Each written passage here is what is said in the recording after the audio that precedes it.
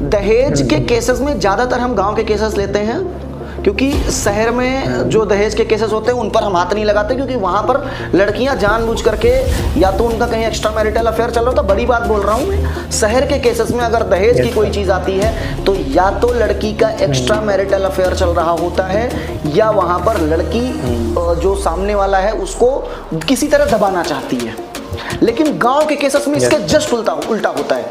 गांव के केसेस में हाँ वो अपोजिट हो जाता है। गांव के लोग थोड़ा समझते हैं रिश्तों को, हाँ, तो वहाँ पर वो थोड़ा मैनेज करके चलते हैं।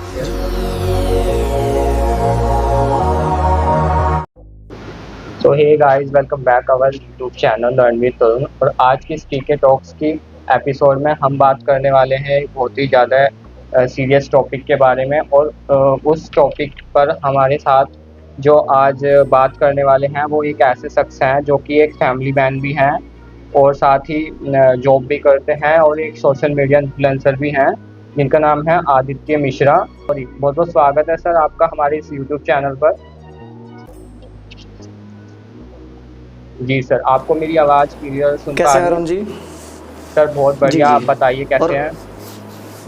सब प्रभु जी की कृपा है, राम जी की कृपा है। ओके सर, तो आप थोड़ा अपने बारे में बताइए सर, पहले थोड़ा सा इंट्रोडक्शन दे दीजिए हमारे व्यूवर्स को, फिर हम आगे की बात को कंटिन्यू करेंगे।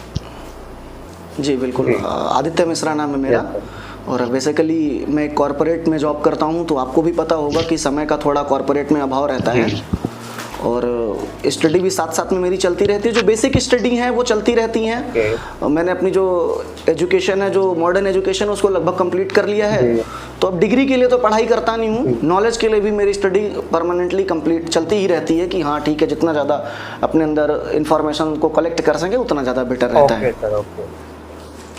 और सर जो मेरा सबसे पहले क्वेश्चन होने वाला है वो ये होने वाला है कि how to help peoples and by, मतलब कि आप जैसे आपका काम है, जैसे आप लोगों की हेल्प करते हो सोशल मीडिया के थ्रू, तो मतलब वो आपको कहाँ से उसका लगा कि मुझे ऐसे करना चाहिए और क्यों करना चाहिए, मतलब इससे आपको क्या फ़ायदा होता है, आपको इसका पेमेंट मिलता है या क्या मिलता है, ये थोड़ा सा आप बताइए। और आप किस तरीके से हेल्प करते हैं और मतलब आपका क्या मोटिव है इसमें? नहीं, जैसे कि पहले तो सबसे पहले चीज़ें ये होती हैं कि सामने से कॉल आती है, हमने अपना नंबर पब्लिक कर रखा है। हम अब यहाँ पर भी अपना नंबर पब्लिक ही कर दे रहे हैं, 8707819310। ये नंबर है। बेसिकली इस नंबर पे कोई भी कॉल कर सकता है कभी भी, किसी भी चीज़ के हेल्प के लिए। तो सामने से हम लोगों के पास कॉल आती है, या हमारी टीम है, जो टीम है, कुछ नाम भी मैं बता देता हूँ, वानर सेना, एक्सपोज पॉइंट, भगवा सेना, हिंदू राष्ट्र सेना। तो ऐसे करके हमारी छोटी छोटी टीमें हैं सोशल मीडिया पे, जो हमें ला करके ऐसे पर्सन से मिलवाती हैं कि इनको हेल्प की रिकॉर्डिंग है। तो हमें ना तो किसी से कुछ पैसे मिलते हैं और ना ही हम पैसे की कोई डिमांड करते हैं, और ना ही हमें पैसे की कोई ज़रूरत होती है। बेसिकली वो आते हैं, हमें बताते हैं कि सर हमारी ये ज़रूरत है, आप यहाँ पर हमारी हेल्प करिए, वो ज़रूरत है वहाँ पर हमारी हेल्प करिए। और फिर हमारी टीम कभी कभी ग्राउंड पे जा करके, अगर मान लीजिए कि फंड की ज़रूरत भी उनको पड़ती है, तो हम सोशल मीडिया से उस फंड को कलेक्ट करते हैं, देन उनमें हम उसको डोनेट कर देते हैं। जी तो सर आप थोड़ा ये बताइए, मतलब किस तरीके की हेल्प करते हैं हम? जैसे लोग आते हैं आपके पास, ये कॉल के थ्रू, वो मतलब सोशल मीडिया के थ्रू ही आपसे जुड़ते हैं, तो वो किस तरीके की हेल्प मांगते हैं आपसे, और मतलब आप क्या करते हैं फिर उनके लिए? देखिए, सबसे ज़्यादा अगर मुझसे हेल्प मांगी जाती है किसी भी चीज़ को लेकर के, तो आप शॉक्ड हो जाओगे। हिंदू लड़कियां जो ट्रैप कर ली जाती हैं मुस्लिम्स के द्वारा, और उसमें भी आप जान के ये चीज़ शॉक्ड हो जाओगे कि पिछले अगस्त से लेकर के जो हमारी टीम बनी, अजीव झा, आलोक आनंद और प्रकाश ठाकुर और रंजन, और बहुत सारी टीम मेंबर्स हैं हमारे, लगभग 1000 की टीम है मेरी। तो अगस्त से हमने ये चीज़ें स्टार्ट की। तो अगस्त से जब चीज़ें स्टार्ट की, तो हम लोगों के पास स्टार्टिंग में 2-4 केस आए लब जिहाद के। आपको बेसिकली पता नहीं होगा, लब जिहाद होता ये है कि कुछ अलग कम्युनिटी के, मुस्लिम्स कम्युनिटी के लड़के होते हैं जो हिंदू लड़कियों को ट्रैप करते हैं, फिर उनका ब्रेन वॉश करते हैं और उनको कन्वर्ट करते हैं इस्लाम में। बेसिकली इनका मोटिव ये है कि ये गजवाए हिंद चाहते हैं। तो अब गजवाए हिंद अगर चाहते हैं तो फिर सबसे पहले इनको क्या करना होगा कि पूरे भारत को इस्लाम में कन्वर्ट करना होगा। इस्लाम में कन्वर्ट करने के लिए उनको टारगेट करना पड़ेगा हिंदू लड़कियों को, तो हिंदू लड़कियां टारगेट हो जाएंगी, तो फिर हिंदू लड़के किससे शादी करेंगे?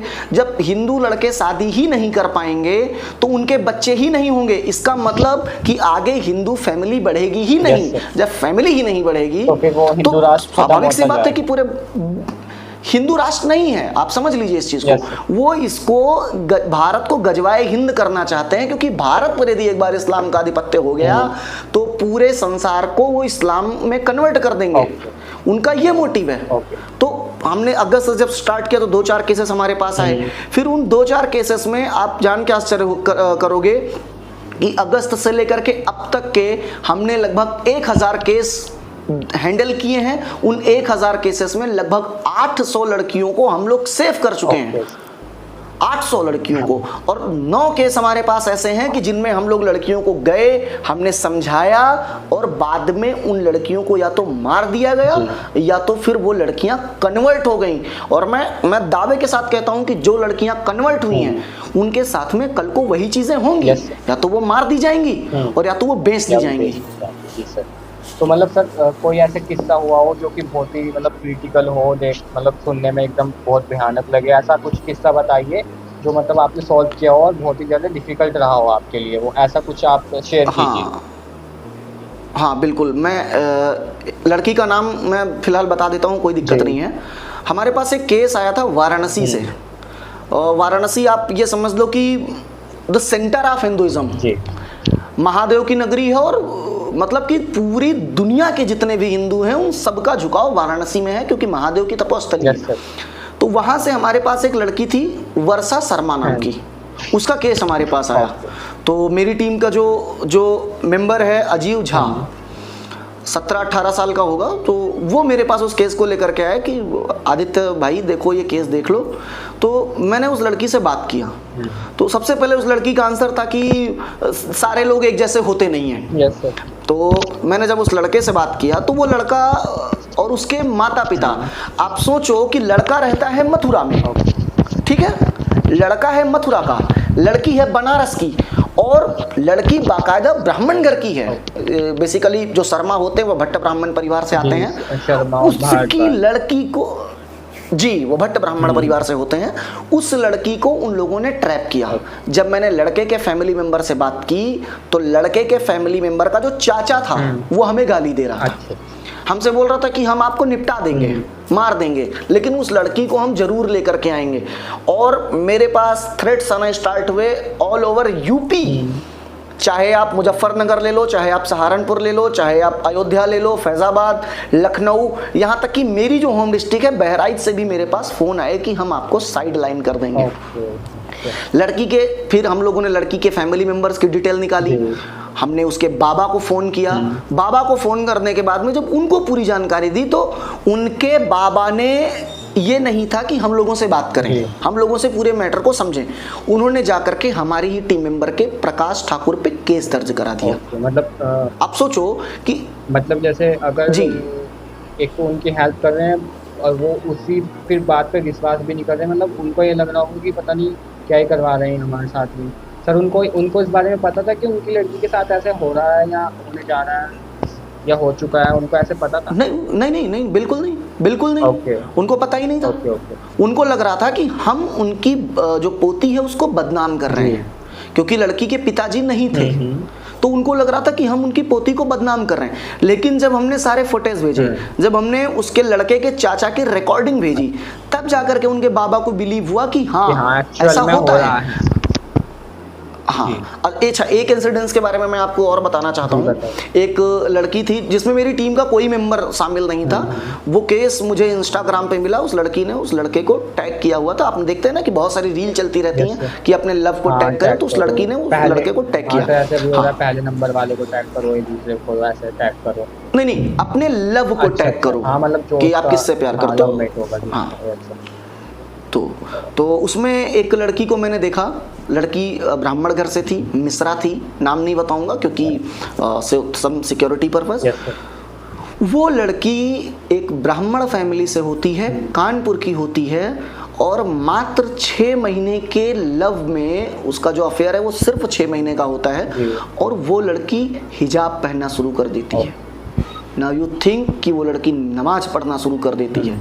आप सोचो कि 6 महीने के प्यार में उस लड़के ने उस ब्राह्मण लड़की का जो ब्रेन वॉश किया कि वो लड़की अपने धर्म ही उसने भ्रष्ट कर लिया उसके पीछे, नहीं चेंज करने के बिल्कुल पोजीशन पे पहुंच गई थी। और वो लड़की मात्र 16 साल की थी, just 16 year old minor girl.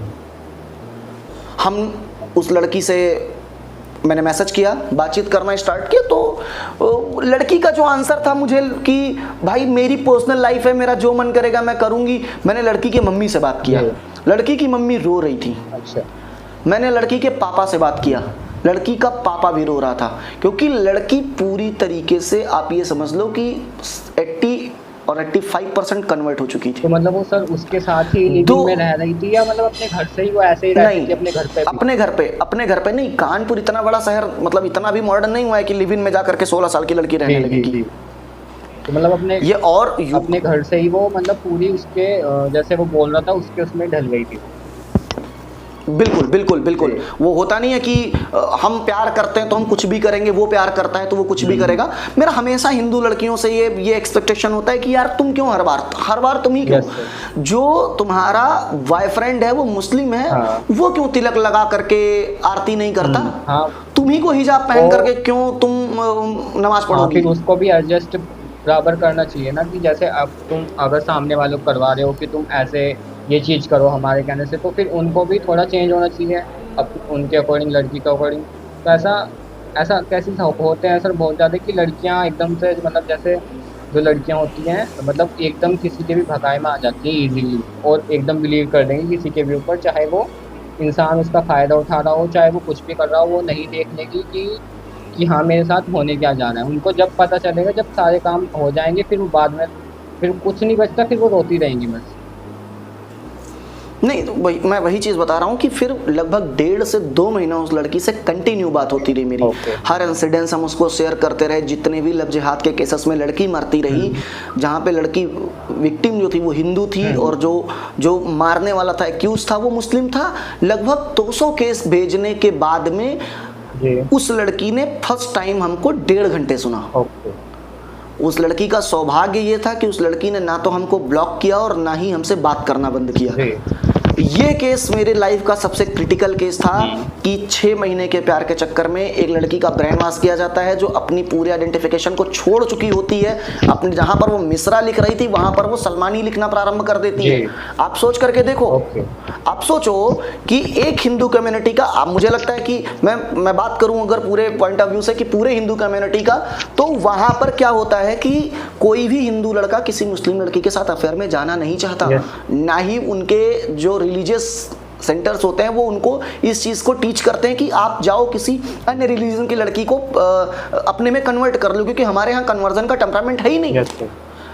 पर पूरा इस्लाम और पूरी ईसाइयत इसी चीज़ पर डिपेंड करती है कि वो इसी पे डिपेंड है भाई कि हम कन्वर्जन करेंगे। उनको है कि हम पूरे विश्व को इस्लाम के तले लाएंगे और उनका है कि हम पूरे विश्व को ईसाइयत के तले लेकर के आएंगे। लेकिन जब तक हम जैसे लोग हैं, हमारी टीम है या हमारे जैसे युवा जब तक भारत में जन्म लेते रहेंगे, तब तक ना हम इस भारत को इस्लामिक बनने देंगे और ना ही ईसाइयत बनने देंगे। उनके यहाँ तो फूफी में, मौसी में, ताई में, चाची में सबकी लड़कियों से शादी करना जायज़ है, ऐसा तो लिखा हुआ है उनकी किताबों में। फिर वो आप उनके जो मतलब कजन्स होते हैं वो उनमें कर लेते हैं शादी, बिल्कुल अपने कजन्स के साथ उनके रिश्ते। जी, तो ये चलता है। और सर यस सर, और सर मैं नेक्स्ट ये पूछना चाहूँगा आपसे, मतलब जैसे लव जिहाद के बारे में आपने बताया, ये तो ये वाले केसेस हो गए, इनके अलावा सर कौन से केसेस आते हैं? जैसे आपके पास ऐसे भी केसेस आते हैं क्या, जैसे मतलब दहेज प्रथा टाइप कुछ होता है कि वो दहेज की वजह से लड़कियों को मार रहे हैं या फिर उनको घर में बंद कर दिया और उनको परेशान कर रहे हैं, तो इस ऐसे केसेस को भी आप सॉल्व करते हैं या नहीं? नहीं, दहेज वाले जो केसेस मेरे पास आते हैं, मोस्टली पहले हम उन केसेस को रीड करते हैं। सबसे पहले देखते हैं कि सच में क्या लड़की विक्टिम है या नहीं है। दहेज के केसेस में ज़्यादातर हम गांव के केसेस लेते हैं, क्योंकि शहर में जो दहेज के केसेस होते हैं उन पर हम हाथ नहीं लगाते, क्योंकि वहां पर लड़कियां जानबूझ करके या तो उनका कहीं एक्स्ट्रा मैरिटल अफेयर चल रहा होता, बड़ी बात बोल रहा हूं मैं। शहर के केसेस में अगर दहेज की कोई चीज आती है तो या तो लड़की का एक्स्ट्रा मैरिटल अफेयर चल रहा होता है, या वहां पर लड़की जो सामने वाला है उसको किसी तरह दबाना चाहती है। लेकिन गांव के केसेस में इसके जस्ट उल्टा होता है। गांव के केसेस में हाँ वो अपोजिट हो जाता है। गांव के लोग थोड़ा समझते हैं रिश्तों को। हाँ, तो वहां पर वो थोड़ा मैनेज करके चलते हैं। जी, वहां पर जो दहेज होता है, दहेज के लिए एक्चुअली नहीं पीटा जाता है, पति शराबी होता है, पहले घर वालों को पता नहीं चल पाता है। वो महिला से ही एक्सपेक्ट करता है कि महिला अपने मायके से पैसे ला करके उनको दे और वो शराब पिए। तो हाँ, तो यहाँ पर जो केसेस होते हैं उनमें हम पूरी तरीके से स्टैंड लेते हैं और महिलाओं की हेल्प करते हैं। जो एक्यूज होता है, जो परेशान करता है महिलाओं को, उनको हम बाकायदा जेल तक पहुंचवाते हैं। जी, तो जैसे सर मतलब गांव के महिलाएं हैं या कोई लड़कियां, मतलब लड़के भी हैं, चाहे कुछ भी उनको ऐसी इस टाइप से रिलेटेड कोई प्रॉब्लम है, तो वो सर आपसे कैसे कांटेक्ट करेंगे? मतलब आपके सोशल मीडिया पर जाकर वो मैसेज कर सकते हैं या कि मतलब कैसे कॉल? आप मैंने अपना नंबर दे दिया है मेरे से ट्विटर पर भी वो जुड़ सकते हैं। आदित्य बाजीराव करके मेरा ट्विटर हैंडल है। इंस्टाग्राम पर बाजीराव पंडित आदित्य मिश्रा करके मेरा अकाउंट है। फेसबुक पर आदित्य मिश्रा बाजीराव करके मेरा अकाउंट है। तो तीनों जगह कहीं पर भी अगर मुझे मैसेज करेंगे, डीएम करेंगे या कमेंट में भी डाल देंगे तो मैं उनसे खुद कांटेक्ट कर लूंगा। और नंबर मैंने दे दिया है, नंबर पर भी फ़ोन कर सकते हैं, टेलीग्राम पर भी ज्वाइन कर सकते हैं। हाँ, और मैं डिस्क्रिप्शन में भी सर का नंबर डालूंगा। अगर किसी को कोई भी ऐसी प्रॉब्लम है, कोई भी इससे रिलेटेड आपके आसपास भी अगर हो रही है, तो सर से ज़रूर कांटेक्ट करें। वो आपकी ज़रूर हेल्प करेंगे अपने सोशल मीडिया के थ्रू। वो आपको ज़रूर न्याय दिलाएंगे। और सर मेरा एक क्वेश्चन ये रहेगा कि जैसे आप ये काम कराते हो, मतलब हेल्प करते हो लोगों की, लेकिन कुछ तो आपके हित में रहते हैं, कुछ विपक्ष में भी रहते होंगे कि जैसे गुड कमेंट्स भी आते हैं और बैड कमेंट्स भी आते हैं। तो सर उसको कैसे डील करते हो? आपकी मतलब जो कमेंट्स आपको आते हैं लोगों के, शायद कॉल्स भी आते होंगे, बहुत ज़्यादा ट्रोलिंग करते होंगे, उस चीज़ को आप कैसे फेस करते हो? मतलब कैसे डील करते हो उस चीज़ों से, आप ये बताइए। हाँ, मैं आपको एक इंसिडेंस के बारे में बताता हूँ। एक सुबह खान की लड़की थी, मुंगेर बिहार की। उसने एक वीडियो शूट किया। वो गौमांस खा रही थी, नहीं खा रही थी, मुझे कोई मतलब नहीं है। भारत में सबको स्वतंत्रता है, कोई कुछ भी खाए, क्या करता है वो हमारा मामला नहीं है। लेकिन उसने किया क्या, उसने एक बर्तन में कुछ भोजन लिया और बोला कि मैं गौमांस खा रही हूँ और ये बड़ा टेस्टी है, चने की दाल में बड़ा टेस्टी लगता है। और उसने उस वीडियो को उठा करके अपने इंस्टाग्राम पे पोस्ट किया। तो वो वीडियो मुझे एक कुलदीप भाई करके हैं, उन्होंने मुझे डीएम किया कि आदित्य भाई जरा ये वीडियो देख लीजिएगा। और क्योंकि हम गाय को माता मानते हैं, भारत गाय को माता के रूप में स्वीकार करता है। हाँ, पूजते हैं उनको। मतलब पहले जो घर में भी पहली जो रोटी बनती है वो भी गाय माता के लिए निकलती है कि हाँ ये गाय माता को जाएगी। तो मतलब उनको तो मतलब ही नहीं बैठता फिर ऐसे खाने का। और फिर वो अगर खा भी रही है, नहीं भी खा रही, फिर ऊपर से उसको सोशल मीडिया पर दिखा रही है या जो भी कुछ कर रही है, वो चीज़ गलत है बहुत ज़्यादा। ऐसा नहीं होना चाहिए। तो जब ये बात जी आगे, हाँ बिल्कुल, बिल्कुल। तो वो वीडियो जब मेरे पास आया तो मैंने बिहार पुलिस को तुरंत टैग किया ट्विटर पे, क्योंकि हमारा जितना भी अरेस्ट कैंपेन चलता है वो सारा ट्विटर पे चलता है। हमने तुरंत बिहार पुलिस को टैग किया और उनको पूरी जानकारी दी। हमारे पास, मुझे इतना तो पता था कि वो लड़की बिहार की है, बिहार में कहाँ की है वो हमें बिल्कुल पता नहीं था।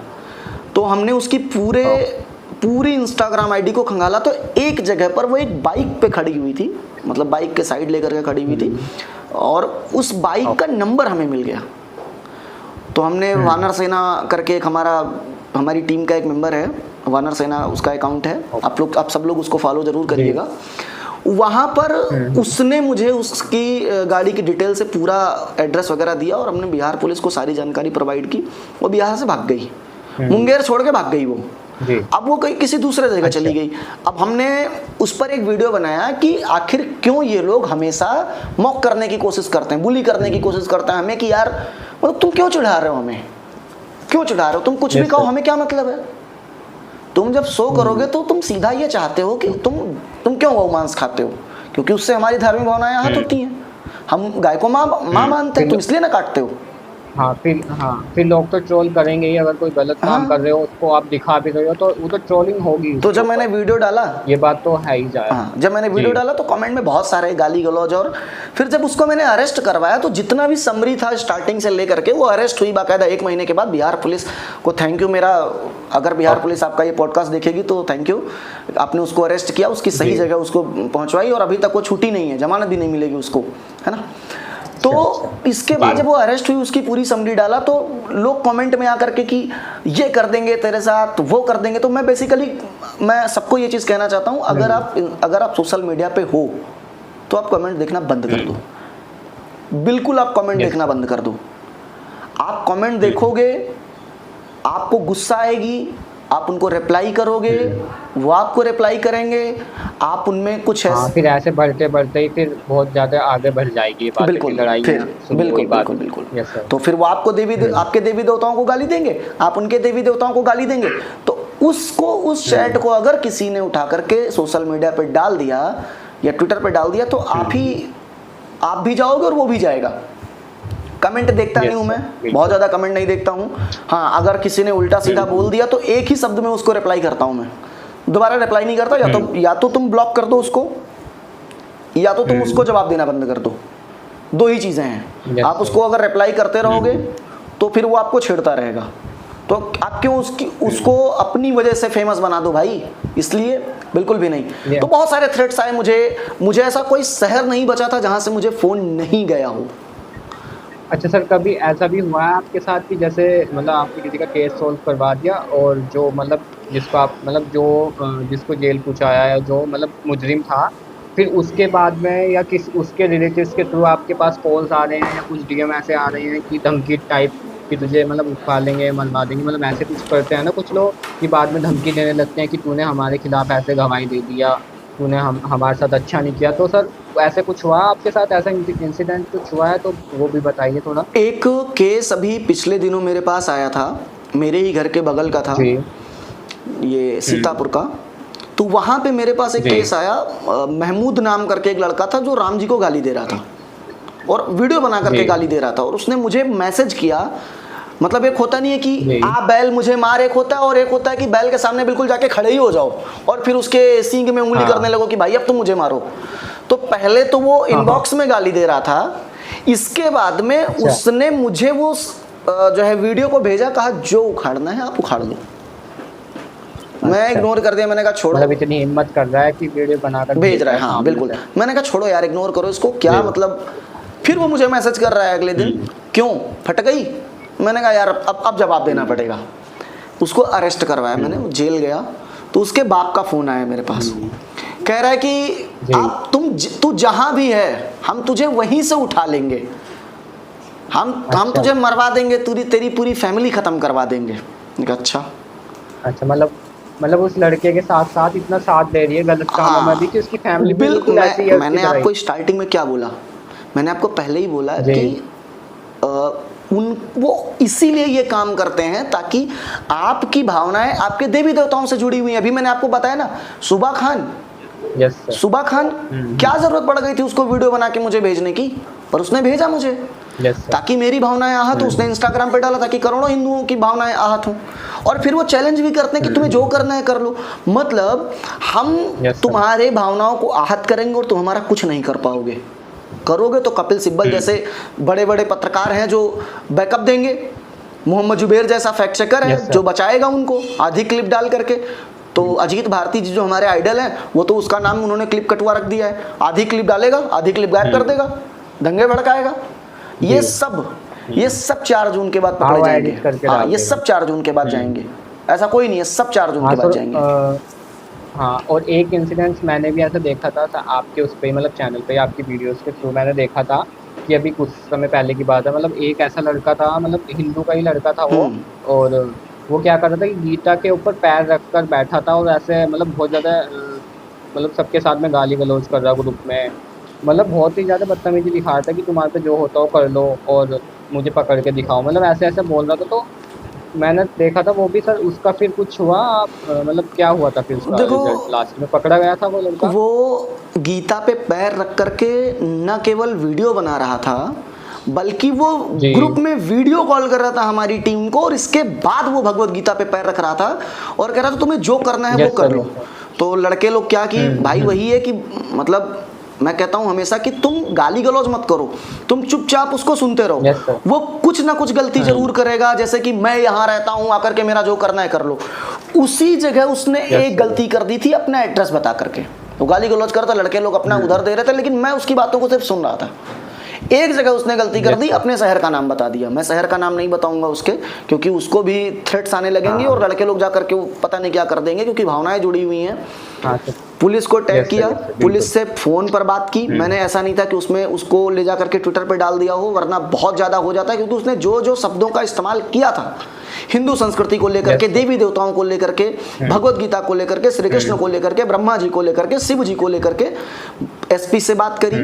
हाँ, मैं सुन रहा था उसकी जो मतलब ग्रुप्स में जो चल रही थी उसकी बातें मैं भी सुन रहा था। मतलब बता नहीं सकता कि मतलब इतनी गंदी तरीके से वो मतलब बात कर रहा था सबके साथ में, और देवी देवता जो देवी देवताओं हैं हमारे, उनको ऐसे मतलब गालियाँ दे रहा था कि मतलब जैसे कि वो कोई मतलब उसकी फैमिली वाले भी पता नहीं क्या सोचते होंगे, क्या सोचकर उसको रखा है, क्या कोई सुन ही नहीं रहा होगा कि वो क्या बात कर रहा है, कैसे सोचता है। मतलब अलग ही लेवल था उसका। मुझे तो ये नहीं समझ में आ रहा था कि ये हिंदू ही है लड़का जो ऐसी बातें कर रहा है हिंदू होकर। वो देखो अरुण जी, हमारे यहाँ हमारी संस्कृति में एक बात है कि जो भगवान को मानता है वो भी हिंदू है, जो भगवान को नहीं मानता Yes, sir. वो भी हिंदू है। एक ही घर में अलग अलग देवी देवताओं की पूजा करने वाले लोग एक ही घर में शांति से रहते हैं। जैसे कि आपने भी देखा होगा कि Yes. हो सकता है आप शिव भक्त हो, आपकी माता जी देवी जी की भक्त हो, आपकी बहन श्री कृष्ण उपासक हो, Yes, sir. और कोई भैरव भक्त है, कोई हनुमान जी का भक्त है, लेकिन एक ही अलमारी में, एक ही भगवान के कमरे में सारे भगवानों को आप रखते हैं। भारतीय दर्शन कहता है एकम सत बहुधा विप्रा वदंती, एक ही सत्य को विद्वान अलग अलग रूपों में मानते हैं। भगवत गीता के 15वें अध्याय के 7वें श्लोक में भगवान श्री कृष्ण कहते हैं मामेव वांसे जीव लोके जीव भूतो सनातन, मेरा सनातन अंश कण कण में व्याप्त है। 15वें अध्याय के 15वें श्लोक में कहते हैं कि वेदों के द्वारा मुझे जानना है, और बेसिकली मैं ही वेदांत हूँ और मैं ही वेद हूँ, और तुम वेदवाद जो भी तुमको पढ़ना है तुम पढ़ लो, पर आओगे मुझ तक ही। तो जो हिंदू दर्शन है वो कहता है कि ईश्वर तक जाने के मार्ग अलग अलग हो सकते हैं, पर ईश्वर एक है, ईश्वर एक है। तो वो अपने आप को हिंदू मानने के लिए तैयार ही नहीं था, वो हिंदू था भी नहीं, क्योंकि जो भारतीय संस्कृति को ही नहीं मानता फिर वो हिंदू कैसे होगा। बेसिकली हिंदू वो होता है जो भारत में रहता हो, भारत को अपनी मातृभूमि मानता हो, भारत को अपनी कर्मभूमि मानता हो, और पितृभूमि, जैसा कि सावरकर जी ने भी कहा है कि वो सब लोग हिंदू हैं जो भारत को अपनी मातृभूमि, पितृभूमि या कर्मभूमि किसी भी तरीके से भारत को अपना मानते हैं। ये जितने लोग हैं इनको बुद्ध से कोई मतलब नहीं है। इनको ये कहते हैं हम अंबेडकर जी को मानते हैं, इनको अंबेडकर जी से भी कोई मतलब नहीं है। अंबेडकर जी किसी के देवी देवताओं को गाली थोड़ो ना देते थे। तुमको नहीं मानना है भगवान को मत मानो, तुमसे कोई जबरदस्ती तो कह नहीं रहा कि तुम इनकी पूजा करो, उपासना करो। जब तुम गाली देना शुरू करते हो, और ये कहां से स्टार्ट हुआ, ये स्वामी प्रसाद मौर्य, चंद्रशेखर रावण और बहुत सारे ऐसे लोग हैं, और बहुत सारे सोशल मीडिया, जैसे प्रशांत बौद्ध करके इन्फ्लुएंसर है, उससे मैं पूछूं कि तुम बौद्ध क्यों कहते हो अपने आप को? क्या तुमने अपने मस्तिष्क को उस आयाम तक पहुंचा दिया जहां पर तुम्हारे सारे विचार नष्ट हो गए हों? क्या तुम पूरी तरीके से विचारों में शून्य हो गए हो? क्या तुम ब्राह्मणत्व या बुद्धत्व को प्राप्त हो चुके हो? क्योंकि बुद्ध कोई संप्रदाय है ही नहीं, बुद्ध तो है मानव जीवन का एक आयाम जहां पर व्यक्ति अपने समस्त विचारों का त्याग कर देता है, पूरी तरीके से जागृत होता है। मैंने कहा ना कि सोया हुआ है व्यक्ति, अब वो अगर वो जाग जाएगा तो वो कितनी सांसें लेगा उसे पता है। तो वो बुद्धत्व तक पहुंचा क्या प्रशांत बौद्ध? नहीं। किसी को गाली दे करके बुद्धत्व तक पहुंचना संभव नहीं है। किसी भी संस्कृति की इंसल्ट करना बुद्धत्व तक पहुंचना नहीं है। आप साधना के द्वारा, ध्यान योग के द्वारा, साक्षी भाव के द्वारा बुद्धत्व को प्राप्त कर सकते हैं। अपने आप को शून्य करके बुद्धत्व तक प्राप्त कर सकते हैं। आप ये नहीं है कि आप किसी को गाली देना प्रारंभ कर दें, अपने अंदर इतना अहंकार भर लेंगे, फिर जो है जानवरों की हत्या करेंगे, फिर वो मांस भक्षण करेंगे और कहेंगे कि देखो हम तो बौद्ध हैं। ऐसे बौद्ध नहीं होते, ना ये आम्बेडकर जी को मानते हैं, ना ये बुद्ध को मानते हैं, और ना ही ये बिल्कुल भगवान को ये ऐसी जगह पर फंसे पड़े हैं। एक होता नहीं कि एक कहावत है गांव में, मुझे एक पूरा समुदाय माफ करे अगर आपको बुरा लगे, कि धोबी का कुत्ता ना घर का ना घाट का। ये वही है, इनको किसी से मतलब नहीं है। वो वही था, वो उन्हीं बाबा साहब भीमराव अंबेडकर के कॉन्स्टिट्यूशन के आर्टिकल 295A के तहत आज वो जेल में है, वो बाहर भी नहीं आएगा कम से कम 6-7 महीने। तो ये जो नफरत, ये राजनेता जो चंद्रशेखर रावण, स्वामी प्रसाद मौर्य जैसे लोग हैं जो भरते हैं, और प्रशांत बौद्ध जैसे जो सोशल मीडिया पर भरते हैं, एक अनुराग ओझा करके है, ये लोग, ये जितने लोग हैं, ये सब इनकी देन है। और मैं ज़्यादा नहीं कह रहा हूँ, अगर ये चीज़ें बहुत जल्दी बंद नहीं हुई तो वो दिन दूर नहीं है जब हिंदू ही आपस में कट मर के ख़त्म हो जाएगा। उसमें जहर भरने वाले कौन है? ये so called social media influencer, so called अपने आप को जो नेता कहते हैं, चाहे वो चंद्रशेखर रावण, मैंने नाम बताया आपको कि ऐसे ऐसे लोग हैं जो ये काम करते हैं। ओके सर, मैं लास्ट ये क्वेश्चन एक करना चाहूँगा आपसे, मतलब जैसे आप इतनी सारी चीज़ों को मैनेज करके चल रहे हो, टाइम मैनेजमेंट को आप मतलब कैसे करते हो कि आप जॉब भी कर रहे हो अपनी, और आप सोशल मीडिया इन्फ्लुएंसर भी हो, मतलब इस पे भी आप लोगों की हेल्प भी करते हो, एक फैमिली मैन भी हो, फैमिली को भी आपको देखना है, और मतलब इन सारी चीज़ों को आप डील कैसे करते हो, कैसे मैनेज करते हो? और सर आपको इन सब चीज़ों के लिए जो मोटिवेशन होता है कि हाँ मुझे कुछ करना है, कुछ कर दिखाना है, जैसे बिना डरे आप मतलब पूरे अकेले स्टैंड ले रहे हो सबके लिए, तो आपको इसका मोटिवेशन कहाँ से मिलता है? और मतलब इसके बारे में आप थोड़ा बताइए ब्रीफ में। देखिए, समय मैनेजमेंट क्या होता है कि आपको निकालना पड़ता है। और रही बात मोटिवेशन की, तो स्टार्टिंग से ही मैं ऐसे लोगों के साथ में रहा हूँ जहाँ पर ये बताया गया कि तुम समाज के लिए जियो, अपने लिए मत जियो। अपने लिए तो सब जीते हैं, डरना तो डरेंगे बिल्कुल भी नहीं, क्योंकि श्री कृष्ण के फॉलोवर्स हैं, श्री कृष्ण को अपना गुरु मानते हैं, तो डरने का तो कोई सवाल ही पैदा नहीं होता। आद्य गुरु शंकराचार्य, स्वामी विवेकानंद, योगी आदित्यनाथ जी मेरे आइडल हैं। एक्चुअली में योगी आदित्यनाथ जी मेरे आइडल हैं। उस समय मैनेजमेंट जो आपने बताया, बहुत प्रॉब्लम होती है, लेकिन इसके बावजूद भी समय निकालना ही पड़ता है। शाम को 8 बजे से लेकर के 11 बजे तक सोशल मीडिया पर अपना टाइम देता हूँ, और सुबह 5 बजे से लेकर के 8 बजे तक 6 घंटे टोटल सोशल मीडिया पर अपना टाइम देता हूँ। किसी का भी फ़ोन आता है, फ़ोन पिकअप करता ही करता हूँ, चाहे रात को 12 बज जाए। कौन किस प्रॉब्लम में होगा कुछ पता नहीं है। दूसरा, ये भारत हमारा है, अटक से लेकर कटक तक, और कश्मीर से लेकर कन्याकुमारी तक भारत भूमि का प्रत्येक कण हमारे पूर्वजों के रक्त से सना हुआ है। यदि मैं नहीं तो कौन? मैं ये नहीं कहता कि मेरे अलावा सब, मैं कहता हूँ मैं नहीं तो कौन। ये मेरी जिम्मेदारी है कि मैं अपने भारत को किस प्रकार से स्वर्णिम इतिहास जो हमारा था उसी प्रकार से विश्व गुरु के स्थान पर लेकर जाऊंगा। तो यदि मैं चाहता हूं कि मेरा भारत विश्व गुरु बने, if you want to change the world you have to change yourself first. तुम बदलोगे, युग बदलेगा। ये नहीं कि मैं पहले उनको बदल दूं, नहीं। बदलाव की शुरुआत तो अपने घर से करनी पड़ेगी, और अपने घर में अपने आप से करनी पड़ेगी। तो ये चीज है, तभी हम दूसरों का बदलाव जी बिल्कुल। अगर आप शराब पीते हो तो क्या आप बोल दोगे जाकर के दूसरों से कि भाई कल से शराब मत पीना? वो कहेगा पहले तुम अपने आप को देखो फिर मुझे बोलना। क्या आंसर रह जाएगा आपके पास? Yes sir. तो मैं सबसे, और सर एक लास्ट, जी यस सर, जो मेरा एक लास्ट क्वेश्चन है वो ये है कि मतलब जैसे ये मैं सबसे पूछता हूँ मोस्टली, लेकिन क्योंकि ये सबकी लाइफ से रिलेट करता है, और सभी मतलब इससे आजकल कहीं ना कहीं सबकी लाइफ में ये है। मैं ये जो क्वेश्चन है वो ये है कि जैसे मतलब इतना हैक्टिक टाइम चल रहा है सबकी लाइफ का, मतलब उतार चढ़ाव चलते रहते हैं, लोग डिप्रेशन में आ जाते हैं इस कारण। मतलब कोई भी किसी की कोई भी प्रॉब्लम हो सकती है, लाइफ से रिलेटेड हो, मनी से रिलेटेड हो, तो उसमें जब वो डिप्रेशन में आ जाते हैं तो सुसाइड के केसेस भी बहुत ज़्यादा आते हैं कि वो सुसाइड करने के लिए चले जा रहे हैं, उनको नहीं कुछ रास्ता मिल रहा। तो क्या ये सर सही है कि अगर आपको थोड़ी सी परेशानी आई या डिप्रेशन में आप जा रहे हो, एंजाइटी आपको हो रही है, तो आप एकदम सुसाइड कर लो? मतलब ये चीज़ सही है या नहीं है? आप इस पर थोड़ा सा अपने ओपिनियन दो कि इस चीज़ से हम कैसे बाहर निकलें। मर्यादा पुरुषोत्तम राम ऐसे तो राम नहीं बने। जी मैं क्या कहता हूं कि अगर आप अपने इतिहास से नहीं सीखोगे, आप अपने इतिहास को नहीं देखोगे, यस सर। तो आप ऐसे ही डिप्रेशन में जीते रहोगे।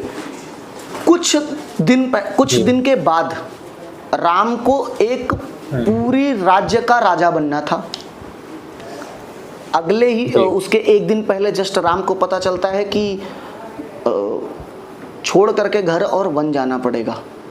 राम को वन जाना पड़ता है, 14 साल सारे सुख सुविधाओं का त्याग Yes, sir. करना पड़ता है, उनकी पत्नी का हरण हो जाता है। अपनी पत्नी पता भी नहीं Yes, थी sir. कि कहाँ है। बंदरों से सहायता लेते हैं, आदिवासियों से सहायता लेते हैं, अपनी पत्नी को वापस लाते हैं। जंगल में क्या क्या दुख सहते हैं राम। हमने राम से सीखा, Yes, sir. लोगों ने राम से सीखना बंद कर दिया। कृष्ण जन्म नहीं हुआ था श्री कृष्ण का, जी पैदा भी नहीं हुआ था श्री कृष्ण।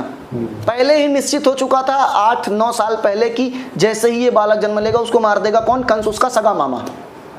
सगा मामा कृष्ण को मारने के लिए तत्पर था। 6 भाइयों और 1 बहन को मार दिया गया। इसके बाद बारी बारी से एनिमीज भेजते रहे श्री कृष्ण के लिए कंस। इसके बाद वृंदावन छोड़ के गए। पहले मथुरा, पहले आपका गोकुल छोड़ना पड़ा, फिर वृंदावन छोड़ना पड़ा, फिर मथुरा छोड़ना पड़ा। तो कृष्ण के जीवन में समस्याएं रही। उनके सामने उनके भांजे अभिमन्यु की मृत्यु होती है, उनके सामने उनके बुआ के बेटों को वनवास हो जाता है, उनकी बहन के चीर हरण भी उनके सामने ही होने को होते हैं। क्या ऐसा व्यक्ति सुसाइड नहीं कर सकता था? ये कह करके हम हर बार नहीं बच सकते कि वो भगवान थे। नहीं, उन्हीं भगवान का अंश आपके अंदर भी है। अच्छी बात बताई है आपने। यस सर, ये बिल्कुल एग्जैक्ट और बहुत ही सटीक अच्छी बात बताई है, क्योंकि इससे अच्छा एग्जाम्पल तो हो ही नहीं सकता।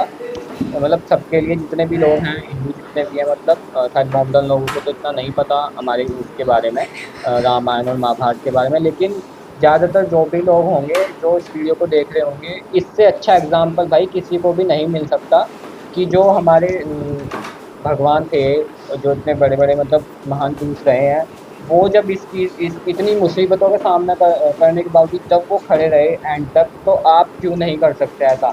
आपकी मुसीबतें, मतलब मुझे नहीं लगता कि आज की जो लोगों की मतलब मुसीबतें हैं उनसे बड़ी हों। तो मैं आपको इसी ज़माने में अपनी लाइफ से रिलेट करके एक बात बताता हूँ। 12 साल का था मैं जब मेरे पिताजी एक्सपायर हुए, 15 साल पे मेरी दादी जी एक्सपायर हुई, और 2022 में मेरा छोटा वाला भाई रोड एक्सीडेंट में एक्सपायर हुआ। और तीनों क्रिटिकल सिचुएशंस में ये थी कि जैसे ही हम एक तकलीफ से निकलने ही वाले थे कि दूसरी तकलीफ हमारे ऊपर आई। हम भी सुसाइड कर सकते थे, पर हमने नहीं किया, क्योंकि हमें पता है कि सुसाइड कर लेने मात्र से जीवन की समस्याओं का समाधान नहीं होगा। जीवन की समस्याओं का समाधान लड़ करके होगा, पढ़ करके होगा। जैसा कि मैंने अभी पहले ही आपको कहा कि यदि पढ़ेंगे नहीं, शिक्षित नहीं होंगे आप, तो अंधकार में जीते रहेंगे, और अशिक्षा आपको ऐसे ही गलत गलत धारणाओं में लेकर के जाती रहेगी कि मर जाएंगे तो सब कुछ अच्छा होगा।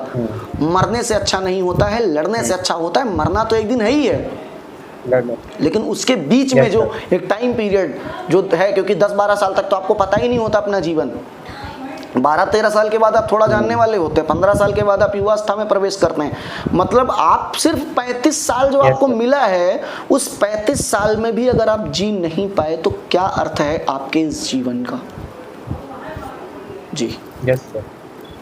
और किसी भी प्रकार की अगर आपको समस्या है तो प्लीज़ आप मुझे कॉल भी कर सकते हैं। नंबर मैंने आपको दिया, नंबर डिस्क्रिप्शन में भी डाल दीजिएगा।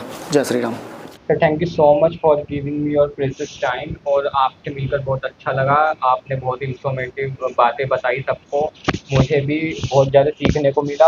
और जो लोग हैं जो भी वीडियो को देख रहे होंगे, वो ज़रूर से सर का चैनल या जो भी इंस्टाग्राम पर पेज है, ट्विटर पे, वो ज़रूर से फॉलो कर लें। और जो भी किसी को परेशानी है, जो भी सर ने अभी बताया लव जिहाद से लेकर, और या किसी के घर में कुछ प्रॉब्लम है, जो भी ऐसी बातें आ रही हैं, या कोई गाली दे रहा है किसी को, मतलब धर्म को, या किसी को मतलब देवी देवताओं को ऐसी भी कोई भी अगर बात आती है, तो आप सर से कांटेक्ट कर सकते हैं। आपकी ज़रूर हेल्प करेंगे।